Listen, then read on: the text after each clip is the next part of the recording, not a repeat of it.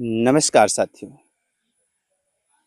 अभी कुछ समय पहले आप लोगों ने मेरे इंस्टाग्राम और मेरे फेसबुक और मेरे यूट्यूब पर एक पोस्ट देखा था। जी, सूरज पत्रकार, सूरज विश्वकर्मा, सूरज रियल ब्लॉग, इन तमाम नामों से आप उनको जानते थे और जानते हैं। जी, और आपको मैं बता दूं साथियों, आज मैं सूरज जी के घर पे गया था। सूरज ब्लॉग भदोही वाले, आज मैं उन भैया के घर पे गया था।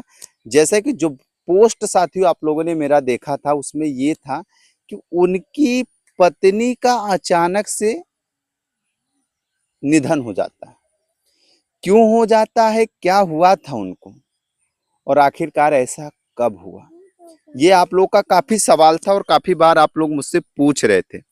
काफी लोगों का कमेंट आया था, भैया क्या हुआ था। बड़े ही अच्छे व्यक्ति थे वो। मैं आपको बता दूं साथियों, इतना ज्यादा कमेंट आया फेसबुक, इंस्टा और यूट्यूब पर कि मैं लोगों को रिप्लाई नहीं दे पा रहा हूँ। आज मैं उनके घर पे गया था। अपनी गांव की भाषा में हम लोग कहते हैं दुआर करना, और कुछ लोग चहकारी करना भी बोलते हैं। तो आज जब मैं भैया के घर पे गया तो मुझे पूरी असलियत पता चली, यानी कि पूरी सच्चाई पता चली। और मैंने सोचा अब क्यों नहीं आप लोग के बीच में वीडियो के माध्यम से अपडेट देना चाहिए।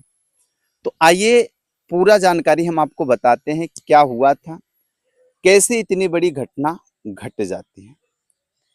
साथियों, आपको बता दी, ये अगस्त महीना ही नहीं ठीक है, बिल्कुल भी नहीं ठीक है। जब से ये अगस्त महीना लगा है कुछ ना कुछ नया नया हादसा हो ही रहा है। आज कवि संतोष जी का शुद्धक था। हालांकि मैं शुद्धक में भी गया था लेकिन मैं काफी लेट पहुंचा, क्योंकि मुझे सबसे पहले सूरज जी के घर पे जाना था। और साथियों मैं आपको बता दूं, ये घटना जो सूरज जी के घर का है ये 19 अगस्त का है। 15 अगस्त को कवि संतोष जी हम लोग का साथ छोड़कर चले गए थे। 19 अगस्त को सूरज रियल ब्लॉग, सूरज विश्वकर्मा, उनकी पत्नी हम लोग का साथ छोड़कर चली गई। बहुत प्यारी थी भाभी। एक बार भैया के घर पे शादी पड़ी हुई थी, बहुत ज्यादा समय की बात नहीं, पिछले साल नवंबर की मैं बात कर रहा हूँ। शादी पड़ी हुई थी, उस शादी में मैं गया था। भाभी का बिहेवियर इतना अच्छा था ना, इतना अपना अपनापन लगता था कि मैं क्या ही बताऊं साथियों। मैं तो खुद आमने सामने मिला भी हूँ। अच्छा, जो लोग भैया के घर पे गए हैं, सूरज जी के घर पे गए हैं यूट्यूब चैनल को सही करवाने के लिए, शायद वो लोग भी उनकी पत्नी से जरूर मिले होंगे और उनको सच्चाई ये बात का पता होगा। साथियों, सूरज जी को लोग कई सारे नामों से जानते हैं। कुछ लोग जानते हैं कि ये यूट्यूब चैनल सही करते हैं, कुछ लोग जानते हैं कि ये पत्रकार हैं, इंटरव्यू लेते हैं, कुछ लोग ये जानते हैं कि ये फोटोग्राफर भी हैं, वीडियो वगैरह भी शूट करते हैं। हालांकि सूरज जी हर एक काम में निपुण हैं, बिल्कुल अच्छे और ईमानदारी से काम करते हैं।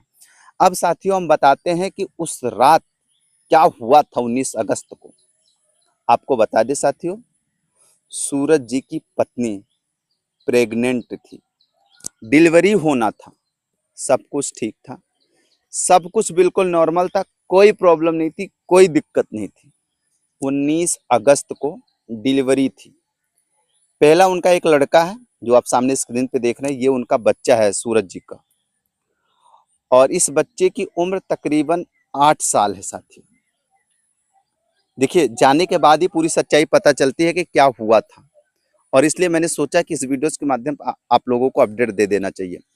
साथियों, 19 अगस्त की रात में सूरज विश्वकर्मा जी को लड़का पैदा हुआ, पुत्र रत्न की प्राप्ति हुई ऑपरेशन से। नॉर्मल नहीं हुआ। पहला बच्चा उनका जो था, जो आप अभी वीडियो में देखें, जिनकी उम्र 8 साल है, वो नॉर्मल हुए थे। बाकी जो इनका ये तीसरा बच्चा था, ये ऑपरेशन से हुआ। और साथियों आपको बता दें, बच्चा बिल्कुल स्वस्थ है, कोई दिक्कत नहीं है, कोई परेशानी नहीं है। बच्चा आप देखेंगे आपको लगेगा ही नहीं कि बच्चे में किसी प्रकार की कोई कमी है। और उनकी पत्नी भी ठीक थी। सूरज जी ने बताया कि मैं अपनी पत्नी से मिला, हाल चाल लिया, हंस हंस के मुझसे बातें की। भैया जब बच्चा घर में आता है तो बड़ी खुशियां होती हैं, तो खुश थी भाभी जी। लेकिन क्या पता था कि 2 ही घंटे बाद सारा खेल उल्टा हो जाएगा। साथियों कुछ ही समय के बाद ब्लीडिंग जाना स्टार्ट हो गया। सोचिए आप, ऑपरेशन होने के 2 से 3 घंटे बाद ब्लीडिंग जाना स्टार्ट हो गया। और जब ये जानकारी सूरज जी को पता चली, उन्होंने डॉक्टर से संपर्क किया। डॉक्टर ने उनको बताया कि ब्लीडिंग जा रहा, व्हाइट ब्लड भी कम था, सूरज जी ने ऐसा बताया। लेकिन वो जांच वगैरह सब करवा के ही ऑपरेशन करवाए थे, सब नॉर्मल था। लेकिन अचानक से ब्लीडिंग इतना ज्यादा जाने लग गया कि बेकाबू हो गया। डॉक्टर के हाथ में ही नहीं था। डॉक्टर ने शायद रेफर किया बनारस के लिए। जब डॉक्टर ने भदोही से बनारस के लिए रेफर किए तो शायद बनारस भी पहुंचे। और कुछ ही समय के बाद सूरज जी की पत्नी दम तोड़ देती है, अपना शरीर छोड़ देती हैं और सूरज जी को अकेला छोड़ देती हैं।